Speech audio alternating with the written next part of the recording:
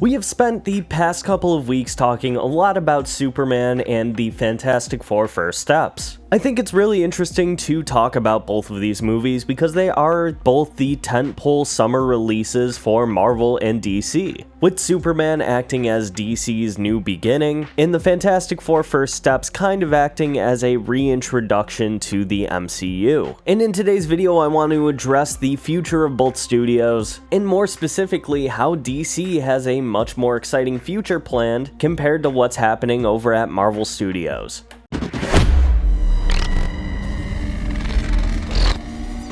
Last weekend saw the superhero blockbuster battle of the summer come to a close. Both Superman and the Fantastic Four First Steps dominated at the #1 spot at the box office for 2 weeks each, with Superman locking down a digital release later this week, essentially ending the movie's theatrical run just shy of $600 million.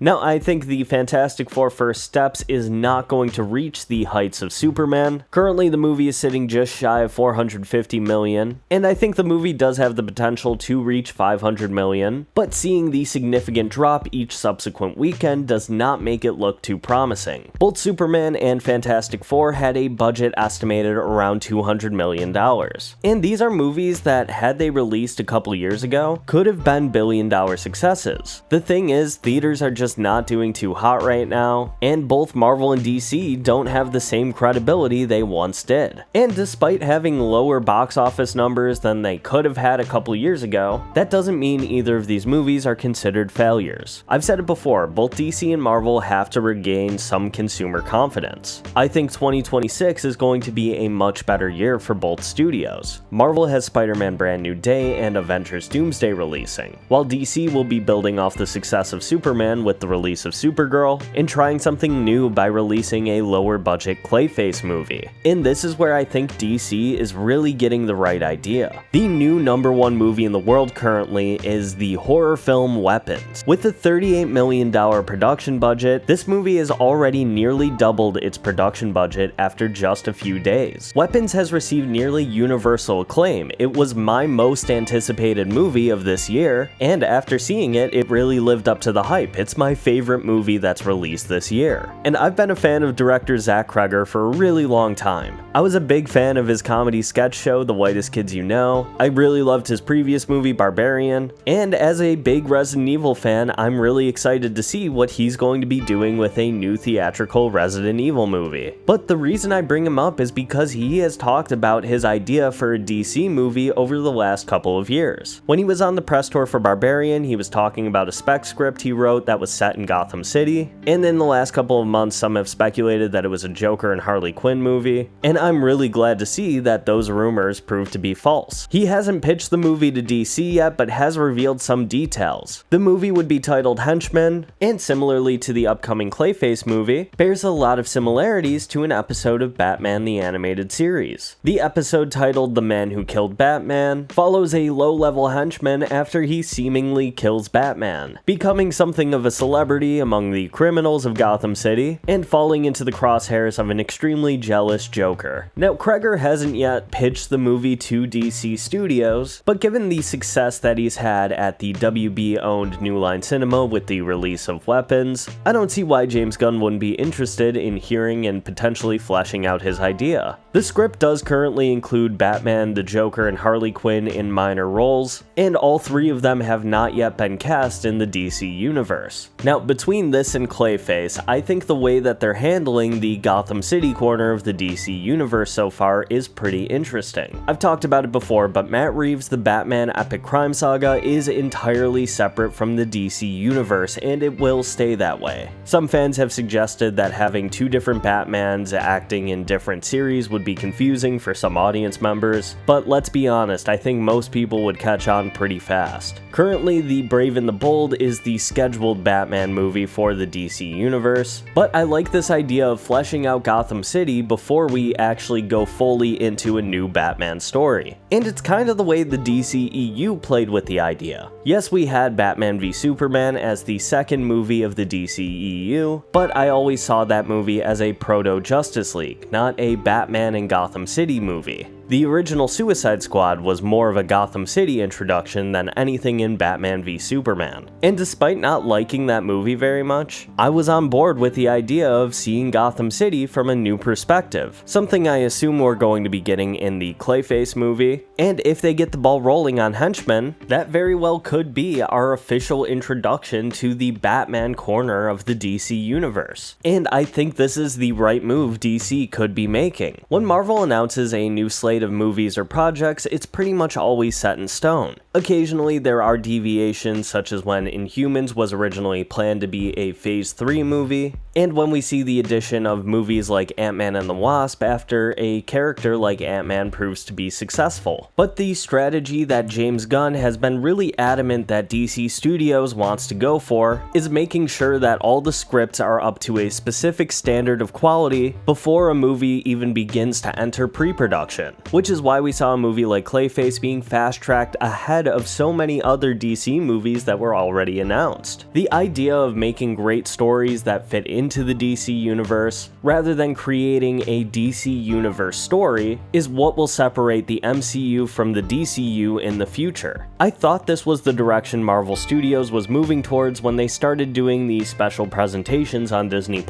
I think Marvel should be exploring the opportunity to create more mid-budget movies set in the MCU, so that they're able to continue to tell great stories without having a massive budget and requiring movies that wouldn't have as large of an audience as something like the Avengers to not have this unrealistic break-even point. There's no reason an Ant-Man movie needed to have a budget over $200 million.